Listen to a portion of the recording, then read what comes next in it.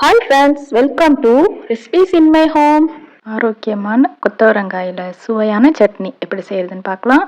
4 teaspoon அளவுக்கு oil சேர்த்துட்டு heat ஆனதும் 3 வரமிளகாய் சேர்த்துருக்கேன். பிஞ்சு கொத்தவரங்காய் இருக்கணுங்க, அப்போ தான் நல்லா டேஸ்ட் நல்லாயிருக்கும். இப்போ ஒரு 100 கிராம் எடுத்து கழுவிட்டு இதே மாதிரி கட் பண்ணி வச்சுருக்கேன் சின்ன சின்ன பீசஸாக.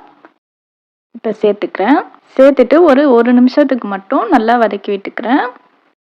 இப்போ கொத்தவரங்காயோட ராஸ்மல் போயிடுச்சுங்க. இந்த ஸ்டேஜில் 2 தக்காளி பழம் கட் பண்ணி சேர்த்துருக்கேன். நல்லா கனிந்த பழமாக எடுத்துக்கோங்க, ரொம்ப டேஸ்ட்டாக இருக்கும். பாருங்கள், நல்லா வதக்கி விட்டுட்டேன். இந்த அளவுக்கு வதங்கின பிறகு ஒரு கொத்து கருவேப்பிலை சேர்த்துருக்கேன். இதையும் சேர்த்துட்டு நல்லா வதக்கி விட்டுக்கிறேங்க. இப்போ ஒரு அரை கப் அளவுக்கு தேங்காய் துருவி வச்சுருந்தேன், அதையும் இப்போ சேர்த்துட்டு நல்லா வதக்கி விட்டுக்கிறேன். தேங்காய் துருவல் கண்டிப்பாக சேர்த்துக்கோங்க, அப்போ தான் நல்லா டேஸ்ட்டாக இருக்கும் இந்த சட்னி. இப்போ இதை நல்லா வதக்கிட்டேன். இப்போ நல்லா ஆறின பிறகு அரைச்சி எடுத்து வச்சுக்கிறேன். சட்னிக்கு தேவையான உப்பு சேர்த்து கெட்டி சட்னியாக அரைச்சி வச்சுருக்கேன்.